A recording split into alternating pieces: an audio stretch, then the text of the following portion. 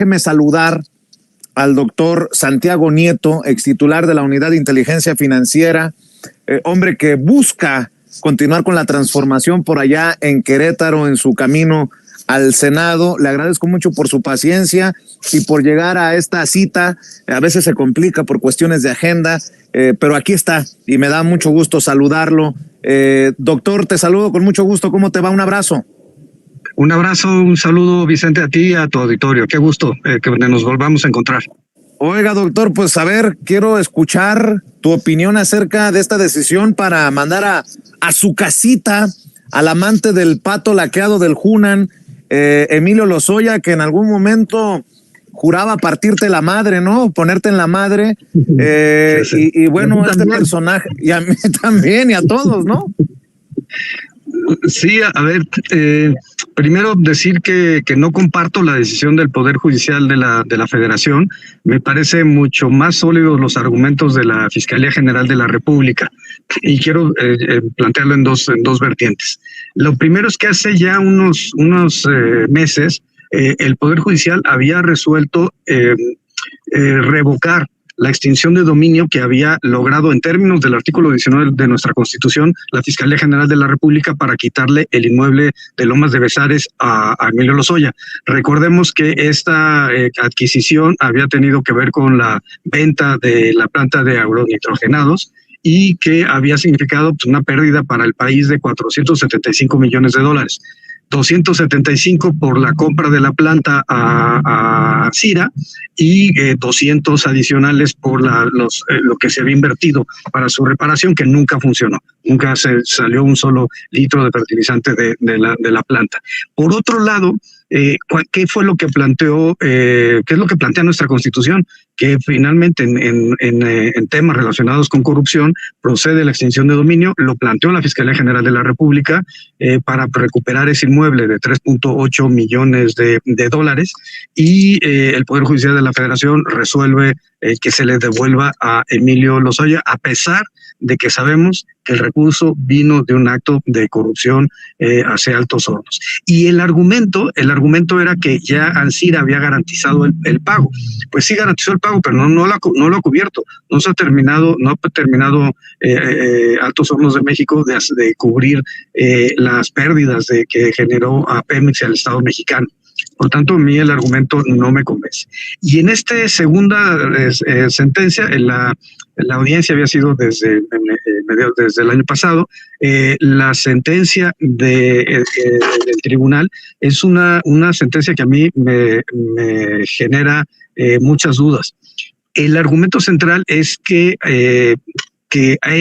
no se va a sustraer de la acción de la justicia, pero honestamente, si recordamos, Emilio Lozoya estuvo 2 años prófugo a partir de que se obtiene la primera orden de aprehensión por parte de la Fiscalía General de la República y es detenido en Málaga, estuvo en Rusia, estuvo en España, hasta que lo detienen y lo extraditan a México en las condiciones muy favorables para él que conocemos. Afortunadamente, se revocó la medida cautelar que tenía, se le privó de la libertad y ahora él solicita una nueva medida cautelar, que es arresto domiciliario, tener el grillete y poder ir a firmar periódicamente entregando su pasaporte. El problema central para mí es que aquí hay una deficiencia en la argumentación del Poder Judicial.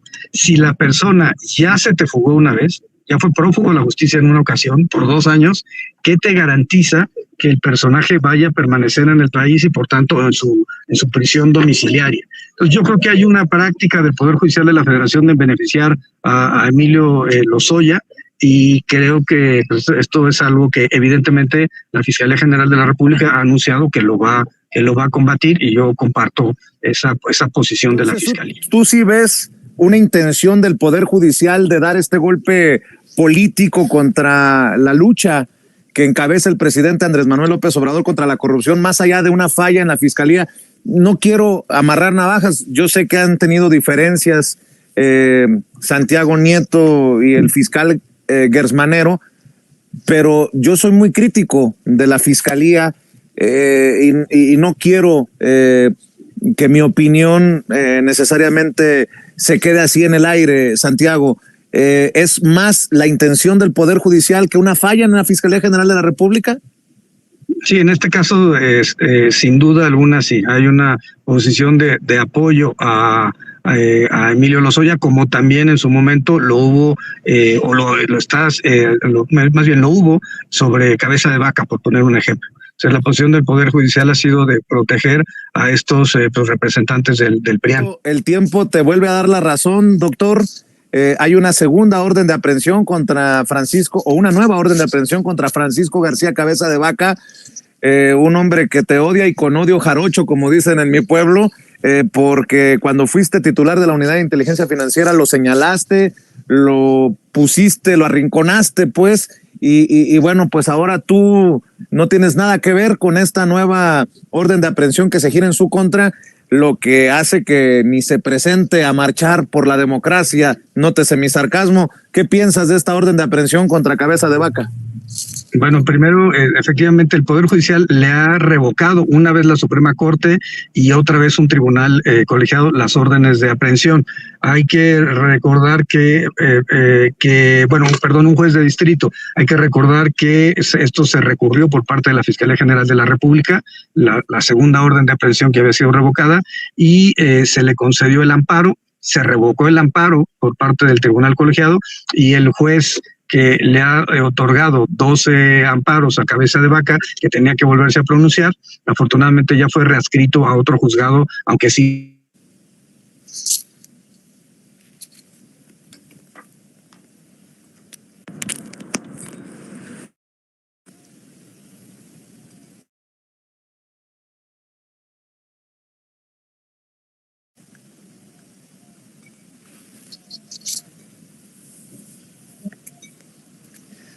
Doctor, perdóname que te interrumpa, pero en algún momento perdimos tu audio, en algún momento hace aproximadamente medio minuto, un minuto.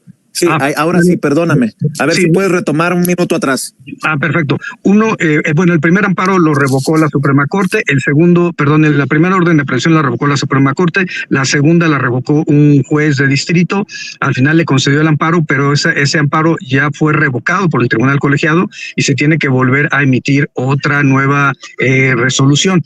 Creo que también es importante decir que en este caso, el juez que le había concedido 12 amparos a Cabeza de Vaca, al fiscal anticorrupción, a sus familiares, ya fue readscrito a otro juzgado. Desafortunadamente sigue en Tamaulipas, pero ya afortunadamente no va a tener conocimiento de esta siguiente resolución. Es un juez Faustino que, como hemos dicho, vive en McAllen, aunque es un juez federal mexicano, y en Reynosa. Y esta tercera orden de aprehensión ya involucra a familiares, al hermano, a la mamá de Cabeza de Vaca, y bueno, por supuesto que se trata de ir dándole seguimiento por parte de la Fiscalía a las denuncias que en su momento se presentaron por parte de la Unidad de Inteligencia Financiera y las nuevas denuncias que se han venido anexando. Apenas en esta misma semana se presentó una nueva denuncia por un desvío de 173 millones de pesos de la Universidad Autónoma de Tamaulipas en contra de Cabeza de Vaca y en contra del exrector por peculado. Lo que hicieron fue simular. El gobierno del estado en teoría le había dado 174 millones a la universidad y el dinero no entra a la universidad en ningún momento, y para justificar esa salida se termina entregándole un inmueble que en realidad cuesta 13 millones y lo evaluaron en 187 millones, si la memoria no me falla. Esto para cubrir el dinero que se habían desviado, el peculado que habían generado desde la universidad. Entonces, Cabeza de Vaca ya tiene 52 denuncias ante la Fiscalía de Tamaulipas, tiene las denuncias ante la Fiscalía General de la República y ahora una nueva orden de aprehensión.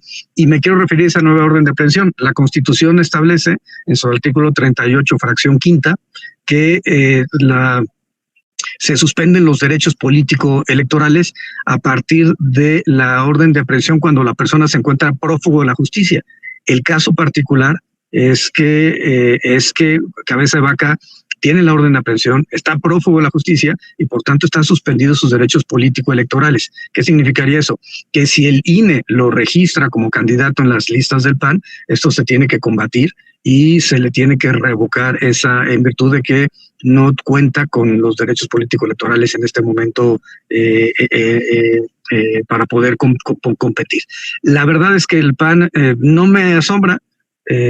El PAN, Cabeza de Vaca, sigue operando dentro del PAN. Le pagó cantidades importantes a Marco Cortés, por lo que hemos nosotros tenido conocimiento, y está pagando en este momento Cabeza de Vaca ataques en redes sociales en Querétaro, que vienen precisamente están localizados desde Tamaulipas. No me extraña, pero el costo, el cargo para el PAN va a ser importante por tener a un delincuente de estas características dentro como su primer candidato en las listas plurinominales. Creo que da cuenta de que el PAN está perdido en su laberinto y de que no entienden la transformación que ha tenido el país. Vamos a ver, para confirmar. En momentos en que el presidente Andrés Manuel López Obrador destapa una millonaria campaña sucia en redes sociales con este hashtag de AMLO narcopresidente o presidente narco, como se le llame, y Claudia Sheinbaum también víctima blanco de esta campaña, ¿tú estás denunciando que Cabeza de Vaca estaría financiando una campaña sucia para que no llegues al Senado en Querétaro?